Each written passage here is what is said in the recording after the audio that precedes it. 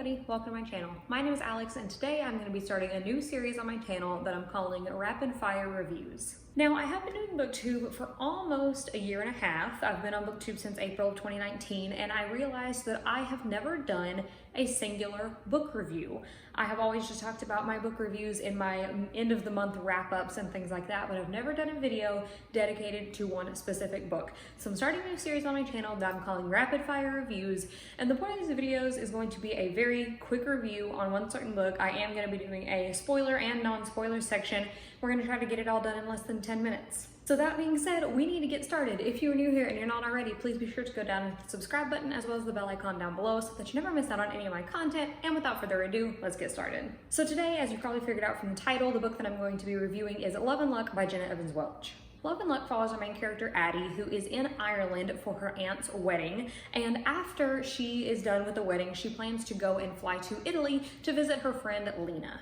We also learn in the beginning of the novel that Addie is heartbroken. She's dealing with something that happened back home that she really does not want to talk about anymore, and she hopes that this trip to Italy is going to help her get her mind off of things. It's really not helping the situation that her brother Ian will not let her forget about what's been happening at home, but Addie ends up finding this guidebook that is supposed to be Ireland's guide to the heartbroken, and she takes it as a sign that she's going to be all better. Chaos ensues, and she winds up going on this crazy road trip all across Ireland. So I am going to talk non-spoilery first, and then we'll get into a little bit of a spoiler discussion. So if you haven't read the book, you're good to stay for a few more minutes. Now, Love and Luck is the second book from Jenna Evans Welch, and I highly enjoyed it. Her first book is called Love and Gelato, and that one does take place in Italy. These two are companion novels. So our main character in the first book, Lena, we do see a cameo from her in the second book, but you are not missing out on anything if you read Love and Luck first. One thing I really love about Jenna Evans Welch's work is her settings. She does a marvelous job of really bringing you there. I have been lucky enough to go to Ireland and Italy both in the past, and for both of these novels, I've really noticed that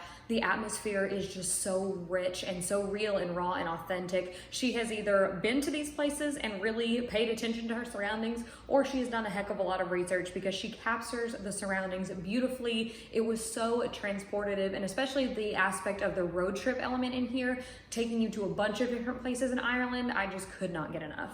Another thing that Jenna Evans Welch does really well is her family aspects. The first book really focused a lot on a father and daughter relationship, and in the second book we get to see a lot of development between Addie and her brother Ian. There is a very complex dynamic there, one that I'm not personally familiar with because I am an only child, but I loved getting to explore the intricacies of their relationship. I feel like a lot of YA doesn't really focus heavily on a sibling relationship, and this one did it really well in my opinion. The last thing I'll say that's non-spoilery is that I enjoyed the fact that this was just a fun YA contemporary that didn't focus completely on the romance. We do have a little bit of a hint, teeny tiny bit of a romance, but it's not the main focus of this. We are getting to learn about Addie and her heartbreak and getting over something, but it's not all focused on forming a brand new romance, which I really appreciated. So that is it for my non-spoiler section. Now, for just a few minutes, I am gonna get into spoilers. So if you have not read this book yet, I would definitely recommend it. I gave it a 4.5 out of 5 stars. It was really quick to get through. The audiobook narrator is amazing. So if you haven't read it yet and you're looking for a fun, summary YA contemporary, go pick it up, then come back and watch the rest of this video. Now, I don't have too much to say that is actually spoilery content,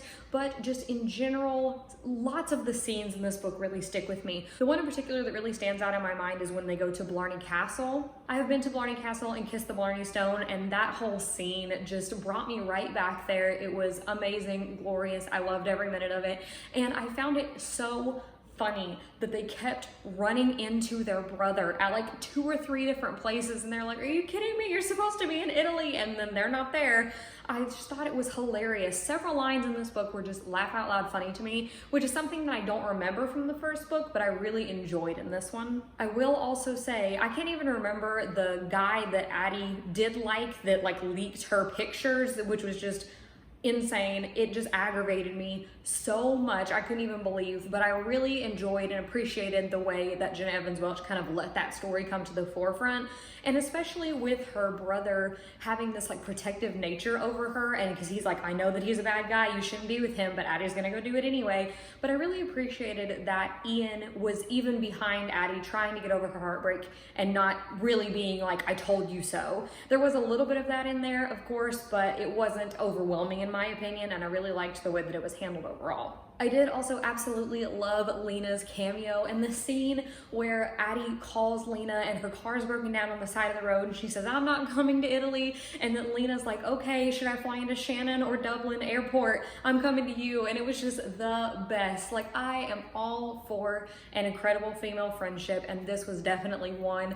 Lena is an amazing character, and even the ending scene where everybody is doing their big show or whatever for Addie at the end and talking about how great of a friend she is, it was just so wholesome and everything that I could have wanted. I also loved at the end when they finally made their way to Electric Picnic and their mom was there and they were freaking out thinking they were gonna get in so much trouble, and their mom is like, I'm gonna kill you for this, but you might as well enjoy the show before your life is over. I just loved it, and I think their mom was such a total badass. Just, I really can't say anything bad about this book. It was everything that I needed. Like, I can't stop smiling even just talking about it.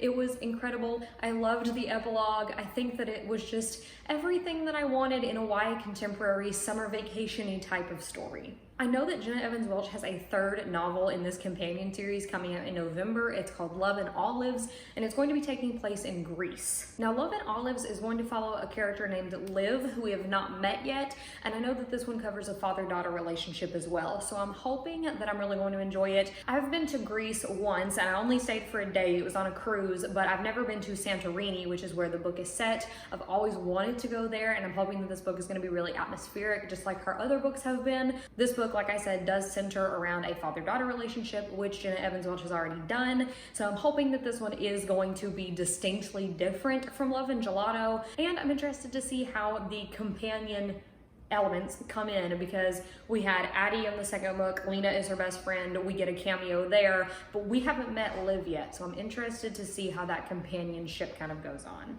But that is it for my rapid fire review of Love and Luck by Jenna Evans Welch. I'm pretty sure that we got this in under 10 minutes. If you have read this book, let me know your thoughts in the comments down below. And if you haven't, let me know if you think you might want to pick it up now. But as always, if you enjoyed today's video, please be sure to go down and give it a big thumbs up, as well as hitting the subscribe button and the bell icon down below so that you never miss out on any of my content. So until next time, bye!